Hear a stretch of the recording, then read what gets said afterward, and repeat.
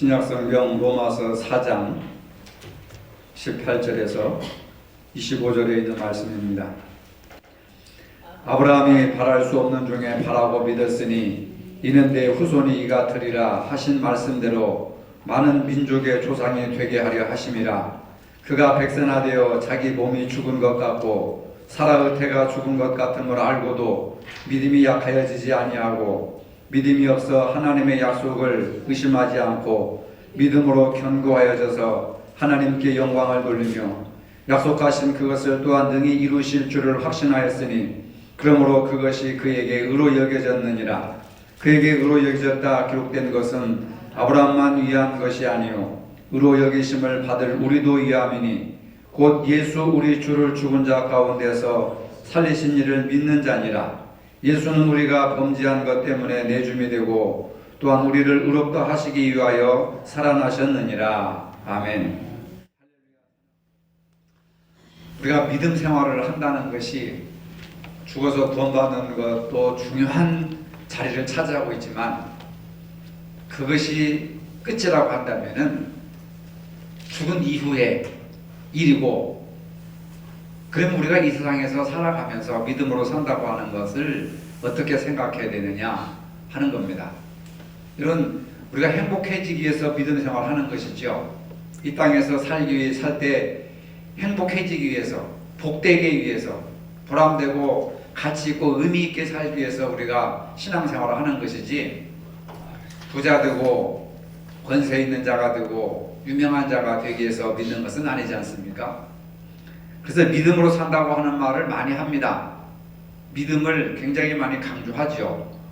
근데 믿음으로 산다고 하는 것을 말을 하면서도 알듯 하면서도 뭐라고 이렇게 설명하기가 참 난감할 때가 있습니다. 믿음이 뭡니까? 그러면 교회 다니는 거죠. 예수 믿는 것이죠. 그 믿음이 뭡니까? 예수 믿는 거라니까요. 뭐 그 이상의 어떤 이야기들을 할 수가 없는 것이죠. 믿음으로 산다고 하는 말을 알기 위해서 믿음으로 실제 살았던 사람들의 모습을 살펴보는 것도 중요한 겁니다. 창세기 6장 7장에 보면은 노아라고 하는 사람이 나오죠. 수십 년 후에 일어날 홍수에 대한 경고를 듣고 방주를 만들기 시작합니다. 그 결과 홍수로 다른 사람들이 모두 다 죽음을 당했을 때 노아와 그 가족은 구원을 받았습니다. 노아를 이렇게 생각하면 신앙생활에 있어서 시대와 세상을 탓할 일이 아닙니다. 노아의 시대는 오늘 우리가 살고 있는 시대보다 더 악했습니다. 얼마나 악했느냐? 사람들의 생각과 계획이 항상 악하여 하나님께서 사람을 지으신 것을 후회하실 정도로 사람들이 타락했다는 겁니다. 오늘 우리 사회에는 좀 희망이라도 있지 않습니까? 조금 뭐 따뜻한 온기라도 있지 않습니까?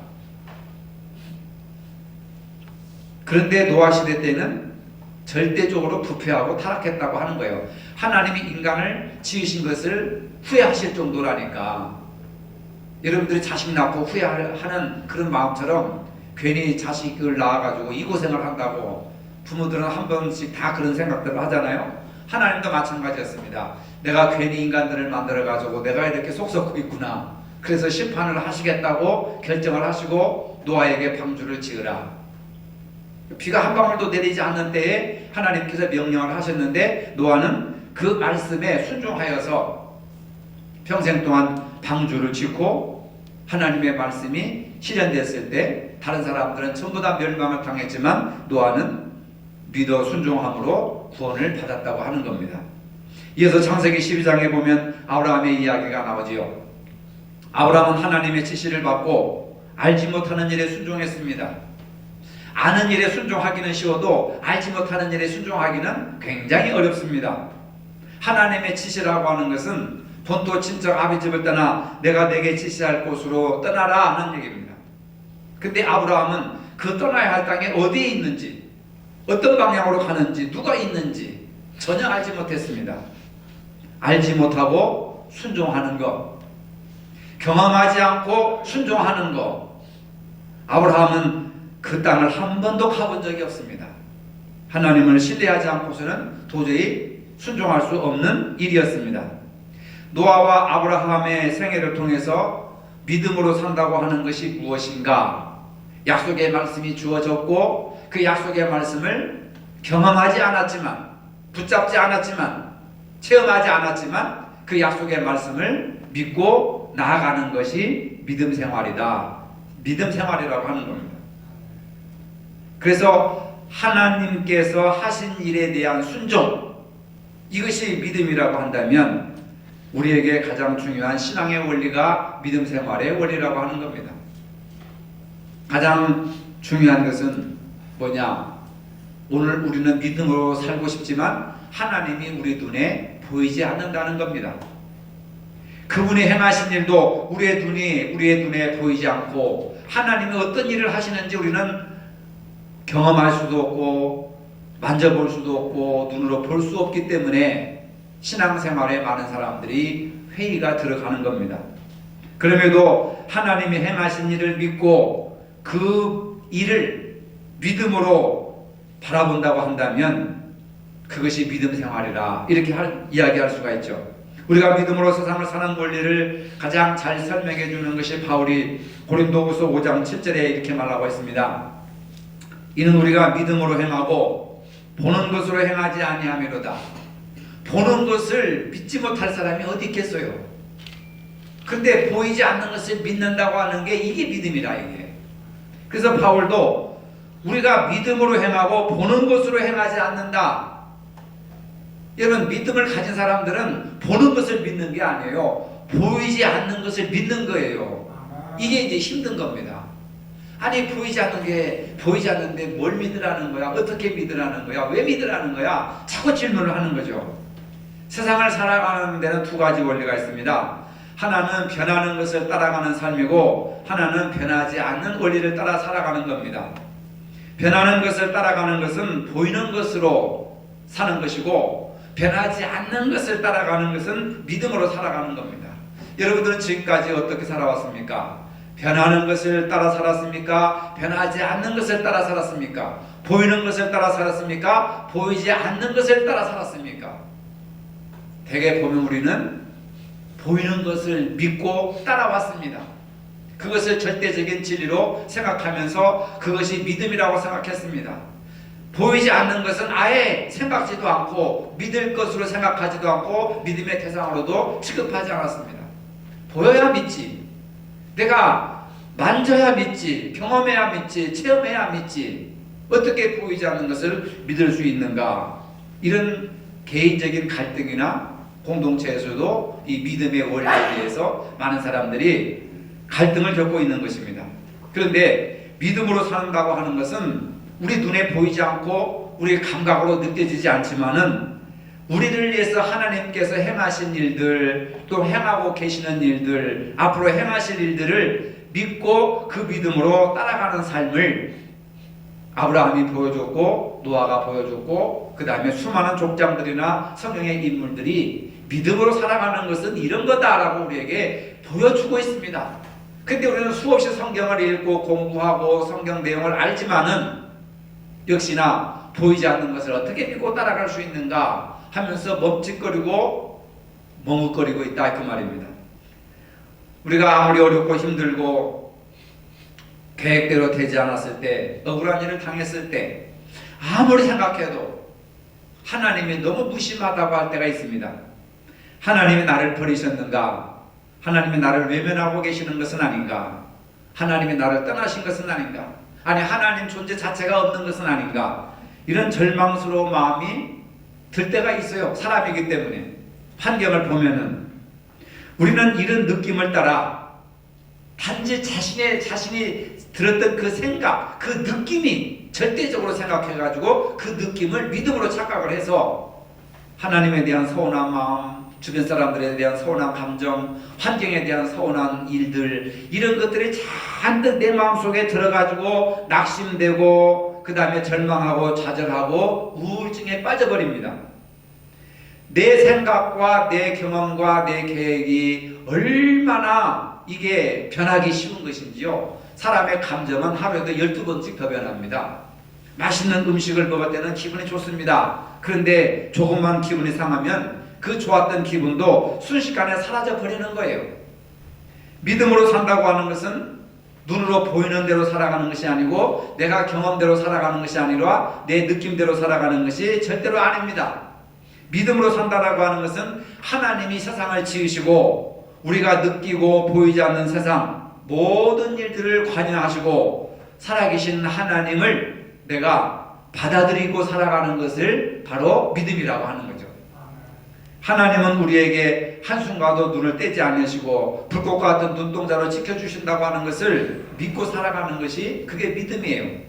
그런데 그것은 우리가 눈으로 보이지 않고 우리 육신으로 몸으로 감각할 수 있는 부분들이 아니라고 하는 겁니다. 우리가 열심히 믿음 생활을 하면서도 때로는 이런 생각에 사로잡힐 때가 있습니다. 자신을 무가치하게 느낄 때가 있고 일도 잘 안 풀리고 할 줄 아는 것도 별로 없고 실패한 인생 같고 상황은 더 나빠지고 그러면서 인생이 허무하다고 느껴질 때가 많이 있습니다. 더군다나 경제적인 사정도 안 좋은데 몸에 병까지 걸리고 나이도 들었는데 병이 더 많이 깊어지고 아픈 데가 더 많아지고 하다 보면은 인생에 막 깊은 회의가 옵니다. 무엇이 행복인가? 어떻게 살아가야 인간을 인생의 삶을 가치 있게 살아가고 가장 아름답게 살아갔다고 생각할 수 있는가? 근데 그런 것보다는 눈에 보이는 환경의 지배를 너무나도 많이 받는 거예요. 나이가 들면 육신의 질병이 더 많이 찾아오니까 결국 육신만 생각하게 되는 거예요. 나이가 들수록 영적인 생활을 하는 것이 아니라 육신에 매여서 육신만 더 깊이 생각합니다. 예를 들어서 치통이 오면은 치통이 올 때는 다른 건 아무것도 생각 안 하고 오직 이 아픈 것만 생각하잖아요. 온통 육신의 일만 이렇게 생각하는 거예요. 하나님도 없는 것 같고 기도해도 안 하는 것 같고 뭐 도움도 안 되고 이러도 안 되고 이런 생각들을 가지고 있을 때에 믿음으로 산다고 하는 것이 얼마나 힘들고 얼마나 어려운 것인가.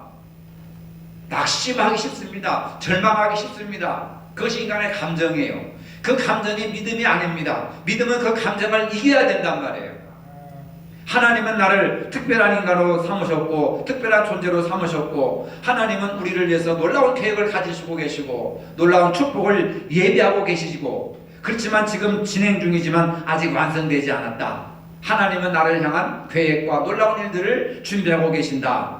그러니 더욱더 하나님을 믿음의 눈으로 바라보고 살아야 된다. 이렇게 생각하는 것이 믿음 생활의 원리인 줄로 믿으시길 바랍니다. 우리가 신앙 안에서 교회에서 여러 사람들을 만나고 사랑하고 함께 살아가기를 원하는데 우리는 다 부족해가지고 많은 시간이 지날수록 그 사람에 대해서 또 그 사람들에 대해서 실망을 하는 부분이 생기기도 합니다. 처음에는 감정이 좋았는데 오래 가다 보니까 단점도 보이고 흠도 보이고 실수하는 것도 보이고 그래서 실망할 수 있는 부분들이 많이 있어요. 이런 일들이 생길 때 사람들은 말합니다. 결국 사람은 혼자야. 기껏 마음을 털어놨더니 내 진심은 알아주지 않고 속만 무성하게 나들고 이게 무슨 교회야. 교회라는 데가 다 그렇고 그렇지 이 세상에 어디 특별한 데가 있겠어?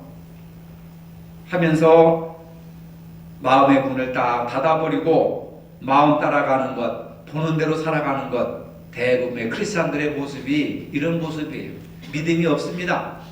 마음 닫아놓고 마음 따라가는 거 보는 거 따라간다고 하는 건 믿음이 아닙니다 여러분. 하지만 비록 만족할 만한 관계나 성숙한 인격자를 만나지 못했어도 하나님은 우리 신앙 안에서 한 가족으로 부르셨습니다. 이 가족을 하나님이 성장하실 것입니다. 지금 우리는 그 과정 가운데 있습니다. 아직은 부족하고 미흡하고 실수투성이지만 하나님이 위대한 일을 이루실 것을 믿습니다 라고 고백하는 것, 이것이 바로 믿음 생활의 아름다운 모습이라는 겁니다. 믿음 생활에는 두 가지 시각이 있지요. 믿음의 시각과 경험의 시각입니다. 우리에게도 이 두 가지가 있습니다. 우리는 믿음의 시각을 택하기로 결정을 하고 신앙의 길로 접어들었습니다. 믿음의 시각을 따를 때에 구원의 열매가 우리 속에 많은 열매가 맺게 됩니다. 믿음의 시각으로 하나님이 하신 일을 바라보고 느끼고 깨닫고 체험하게 될 때 은혜가 넘쳐 흐릅니다. 이런 이유 때문에 성경을 읽어야 합니다.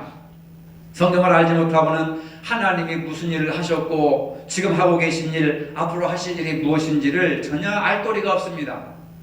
우리가 성경을 보면서 하나님이 이런 일을 하셨고 하고 계시고 앞으로도 하시겠구나라고 하는 생각을 가져야 됩니다. 감정대로 믿지 않고 무조건 믿지 않고 사실도 아닌 것을 따라 믿지 않기로 결심해야 됩니다. 그래서 믿음의 시각과 경험의 시각이 갈라지는 겁니다. 믿음의 시각은 노아의 시각이요 아브라함의 시각이요 경험의 시각은 도마와 같은 의심 많은 도마와 같은 가룟자와 같은 그런 시각입니다. 내가 경험하지 않고서는 믿을 수가 없다는 거예요. 근데 그 경험이 절대적이냐? 절대적이 아닙니다. 경험이라고 하는 것은 사람마다 다 다른 거예요. 동양 사람과 서양 사람들이 다르고 아버지와 아들이 다르고 부부간에도 다 경험이 다르다는 말입니다. 그래서 우리는 경험의 시각을 가지고 살 것이 아니라 보이지 않는 믿음의 시각을 가지고 가야 된다. 근데 그 보이는 하나님의 말씀이 성경의 말씀이라 그 말입니다. 성경의 말씀을 믿고 나가야 되지요.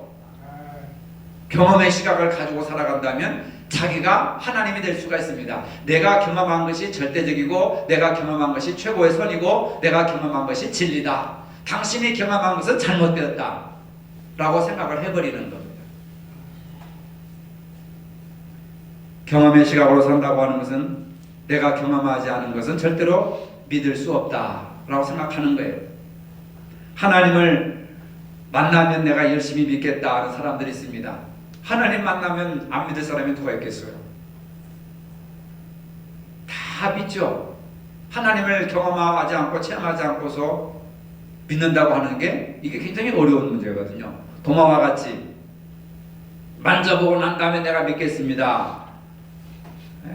보고 만져보고 안 믿을 사람이 어디 있겠어요? 그건 믿음이 아닙니다. 사실을 받아들이는 거죠. 하지만 성경은 보지 않고 믿는 사람이 더 복되도다. 그만큼 위험이 있다고 하는 거, 어려움이 있다는 겁니다. 보이지 않는 것을 보는 것처럼 따라간다고 하는 거. 여러분, 우리는 일상적인 삶 속에서 세미하게 들려오는 하나님의 음성을 들어야 됩니다. 경험의 시각은 위험합니다. 사람마다 경험이 다릅니다. 진리의 기준도 말씀에 두지 않고 자신의 경험에 두기 때문에 자칫 자신이 하나님 자리에 올라앉아 있을 수가 있습니다. 자신의 경험이 절대적입니다. 남의 경험을 인정하지 않습니다. 오늘 본문에 보면은 아브라함이 바랄 수 없는 중에 바라고 믿었으니 그가 100세나 되어 자기 몸이 죽은 것 같고 사라의 태가 죽은 것 같음을 알고도 믿음이 약하여지지 아니하고 믿음이 없어 하나님의 약속을 의심하지 않고 믿음으로 견고하여져서 하나님께 영광을 돌렸다 하는 말씀이 있습니다. 아브라함은 자기 몸이 죽은 것 같고 사라의 태가 죽은 것 같음을 알았습니다. 경험으로 알았습니다. 경험으로 보자면 자식을 낳는다는 것은 불가능하다. 여기서 끝나는 거예요. 경험의 시각으로 보면. 그러나 아브라함은 믿음의 시각으로 바라본 겁니다. 자기의 몸이 사라의 태가 죽은 것 같음을 알고도 하나님의 약속에 대한 믿음이 약해지지 아니하고 약속을 의심하지 않고 믿음으로 견고하여져서 하나님께 영광을 돌렸다. 우리가 가져야 될 믿음의 태도가 뭡니까? 눈으로 보니까 상황은 끝난 거예요. 자식을 낳을 수가 없습니다. 유통기한이 지나간 거예요. 그럼 하나님이 약속을 하셨는데 그 약속의 말씀을 어떻게 붙들어야 됩니까? 이미 우리는 죽었다, 끝났다라고 하는 것을 넘어서 내 몸과 사라의 몸은 잉태할 그런 시기가 지났지만 하나님이 자식을 주신다고 하니까 믿음의 시각으로 그 말씀을 붙들고 믿자 라고 할 때 역사가 일어나는 줄로 믿으시길 바랍니다. 절망이 오면 올수록 하나님에 대한 의심과 회의와 상황이 악화되면 악화될수록 믿음이 약해지지 아니하고 오히려 믿음이 견고해져야 된다는 말이에요. 역설적인 이야기가 아닙니까? 상황이 다 좋으면 누가 안 믿겠어요? 직업, 직장에도 문제, 자식도 문제, 가정도 문제, 남편도 문제, 아내도 문제, 건강도 문제, 뭐 내세울 거 하나도 없고 감사할 조건들이 하나도 없네. 살다 보면 그게 우리가 경험으로 느껴서 아는 거죠. 그러나 믿음으로 산다고 하는 것은 그럼에도 불구하고 그런 상황 속에서도 믿음이 약해지지 않고 의심하지 않고 믿음이 견고해지는 그런 자세를 가져야 될 줄로 믿습니다. 여기서 믿음이라고 하는 것은 하나님의 약속에 대한 말씀이에요. 약속입니다. 약속의 말씀은 경험을 뛰어넘는 거예요. 환경을 뛰어넘는 겁니다. 아브라함이 뭘 믿었습니까? 하나님을 믿었지요. 아브라함이 믿은 하나님은 어떤 분이십니까? 바울은 본문에서 하나님은 죽음에서 생명을, 무에서 유를 이끌어내시는 하나님의 전능하신 능력을 믿으라는 거예요. 생리적으로 출산 능력이 없던 아브라함과 그의 아내 사라 사이에 약속의 아들 이삭을 출생하신 하나님께서 예수 그리스도를 죽은 자 가운데서 다시 살리실 전능하신 하나님이심을 믿으라고 하는 겁니다. 죽은 자도 살리시는 하나님의 능력을 믿으라고 하는 거예요. 그래서 아브라함은 하나님의 약속을 굳게 믿고 떠났습니다. 절망의 형편에서도 아브라함은 하나님의 신실하심을 믿고 그분의 약속을 붙잡고 자신을 온전히 내맡길 수가 있었습니다. 여러분, 아브라함이 믿은 하나님의 약속은 결국 예수님을 통해서 완성되었습니다. 약속의 말씀이 복음이요, 아브라함은 믿는 자들의 조상이 될 수가 있었던 것이 바로 그런 것이었단 말입니다. 그 다음에 수많은 사람들이 그렇게 신앙생활을 오래 하고 열심히 믿었는데 열매를 맺지 못하고 생명력 없이 감정에만 이렇게 사로잡혀 살고 있습니까? 예수 믿어도 왜 불행하다고 생각합니까? 행복을 느끼지 못하고 있습니까? 무엇을 믿어야 할지 모르거나 믿음을 사용하지 않기 때문에 그렇습니다. 하나님은 우리가 예수 안에서 새로운 피조물로 누릴 수 있는 풍성함을 주셨습니다. 예수님이 이 땅에 오신 목적은 우리로 하여금 생명을 얻고 더 풍성히 얻게 하기 위해서 오셨다고 하셨습니다. 요한복음에 기록되어 있습니다. 여러분들이 예수를 믿는 목적이 뭐냐? 생명을 얻고 구원을 얻고 영생을 얻고 그리고 이 땅에 살아가면서 풍성한 삶을, 풍성한 생명을 누리기 위해서 예수를 믿어야 되는 거예요. 근데 오늘 여러분 수십 년 동안 예수 믿었는데 생명을 얻고 풍성한 어떤 삶을 살아가고 있습니까? 늘 궁핍하고 늘 목마르고 늘 외롭고 허전하고 절망 가운데 살아가고 있지 않습니까? 예수 믿는 목적이 다른 거죠. 예수님이 이 땅에 오신 것은 생명을 얻고 더 풍성히 얻게 하기 위해서 예수님이 이 땅에 오셨다. 여러분, 예수 믿어야 행복해진다고 하는 것은 생명을 얻는 것이고 그 생명의 능력이 내 안에 풍성하게 차고 넘친다고 하는 겁니다. 이 풍성한 삶을 누리기 시작하고 지속적으로 누리게 하는 것이 바로 하나님께서 하신 약속의 말씀을 받아들이는 믿음이 필요하다는 겁니다. 히브리서 11장에 보면 믿음으로 기생 라합은 정탐꾼을 평안히 영접하였으므로 순종하지 아니한 자와 함께 멸망하지 아니하였도다. 라합은 하나님의 말씀을 들었습니다. 듣고 간담이 서늘해졌다고 했습니다. 하나님을 믿었기 때문에 생명을 걸고 정탐꾼들을 숨겨줄 수 있는 믿음의 행위를 했던 겁니다. 하나님의 말씀을 여러분들이 믿으시기를 바랍니다. 약속의 말씀을 붙잡으시기를 바랍니다. 그 말씀이 여러분들을 주장하시기를 바랍니다. 그 말씀이 나를 끌어나가기를 바랍니다. 내 감정이나 경험이 내 의지를 나를 끌어나가는 것이 아니라 하나님의 약속의 말씀이 보이지 않지만, 느껴지지 않지만, 들려지지 않지만 기록된 하나님의 성경의 말씀을 통해서 믿음이 생기고 그 말씀이 나를 주장하고 끌어나갈 수 있도록 내 자신을 내맡기는 것, 이것이 행복한 믿음 생활입니다. 근데 우리 연약한 인간의 뭐가 잘났다고 내 고집대로, 내 뜻대로, 내 의지대로, 내 경험대로 곁길로 가고 있는 거예요. 몸은 교회 안에 있지만 마음은, 삶은 곁길로 가고 있는 겁니다. 그게 믿음이 아닙니다. 그건 종교 생활입니다. 종교 생활과 믿음 생활은 분명히 다릅니다. 하나님이 예수님을 구원자로 우리에게 주셨습니다. 그것이 은혜라고 그랬죠. 그 은혜를 내가 붙잡고 받아들이는 것이 믿음이라고 했습니다. 그러면 예수님이 내 안에 들어와 계십니다. 단지 영으로 내 안에 들어와 계시는 것이 아니라 내 삶의 주인으로 오셔서 내 생각과 내 말과 행동과 의지를 이끌어 나가시는 분이고 우리는 그분이 이끄시는 대로 순종하면 되는 거예요. 순종하면 돼요. 루돌프 사슴코가 끄는 산타, 이게 있잖아요. 마차가 있지 않습니까? 그네가 있지 않습니까? 그 썰매가 있잖아요. 루돌프 사슴꾼가 끌고 가는 대로 이 썰매는 따라가면 되는 거예요. 근데 썰매가 내가 앞장서겠다 하고 루돌프 코를 끌고 가면 되겠습니까?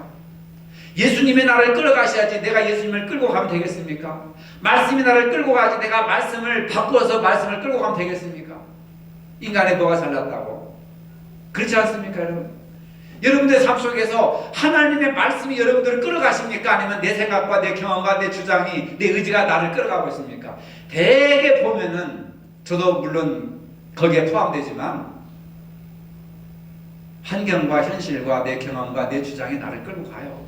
내가 주인이 되고 있지 예수님이 내 주인이 되지 않습니다. 실제로 교회 와서는 주여 주여 하지만 실제로 돈 쓰는 거나 뭐 문제 해결하는 방법이나 뭐 여러 가지 이렇게 믿음 생활하는 생활의 패턴들을 보면은 주님이 없어요.